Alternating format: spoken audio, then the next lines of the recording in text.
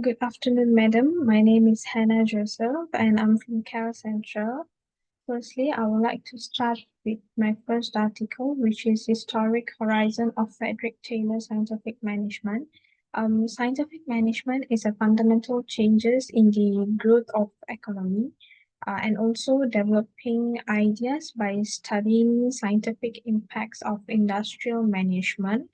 And then the next is Frederick Taylor is a lectures on Taylorism, which provides knowledge and also increasing or improving the productivity of the principle. Frederick Winslow is also uh, develop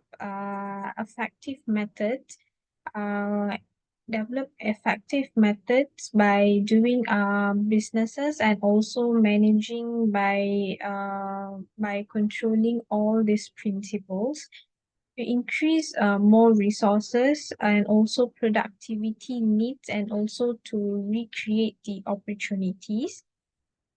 Meanwhile, the implementation is to focus on rational economic.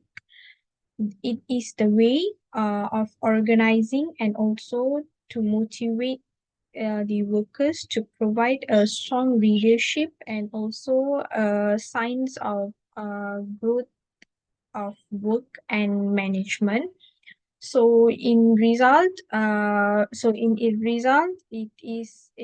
is about adapting to social, economic, and political situation by focusing on specific knowledge based on the system for processing mission people and also the production in the organization. Next. The second article is about time and motion, study of construction activities in industrial building. It was presented by Franklin Gibriet and Lillian Gibriet to develop work measurement techniques to record the time that is required to complete a certain task in the organization.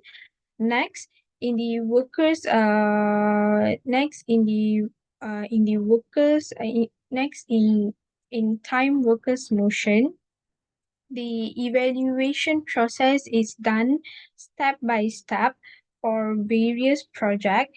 This is to improve the scientific management in every project that been conducted in the organization. The implementation which used is a stopwatch method. It is to determine whether it has been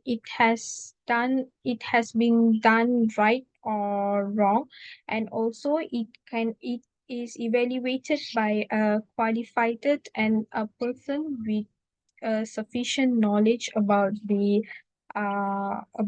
time worker motion. So as a result, it helps to establish a good operational guideline, risk management plans, and also future budget plans to achieve the organization's good growth revenue. Next, the third article is the language of power and authority in leadership. It was presented by Max Weber. To define the authority is the ability of a person to improve uh, all its will on others. It is about a matter of command and control in the organization. A charismatic leader is someone who doesn't drag their personal characteristic, which their personal characteristic doesn't affect the process, which that person will be very clear and has a good languages to others, which means the leader is doesn't uses its personal characteristic towards the workers in the organization and also uses the good languages.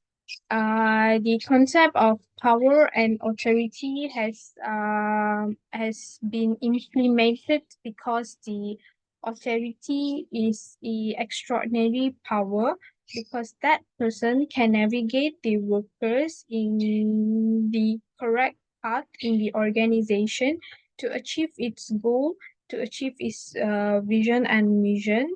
So in result, the authority depends in the quality of the communication, whether it's valid or not. The authority uh will be uh will be excellent if it is given with a good basic language, because the authority is a very powerful power. So while authoritating on others, the leader need to have a good language so that it can produce a good performance among the organization. So lastly, my fourth article is human relation theory, implication for effective human resource management. Human relation theory is an important role in the organization. It is because it increased the level of competition worldwide. Therefore, all organizations will use their resources very efficiently. Uh, it is also where the organization will value the human factor uh, to increase the productivity in the workplace. Moreover, the implementation of economic relationality helps the management to manage people in general in a difficult or problematic task. It is to align with the organization's need and goals. So lastly, the result from this is the human relation plays a very important role in effective management for an organization's success, because good employees' performance involves more good knowledge, because a human relationship in the organization is very important. So, for the organization and also the management to have a good performance from the workers, and also a good production from the workers. Therefore, valuing human factors in the organization is very important for the management to keep up with it for a better growth revenue. So lastly, I would like to conclude everything.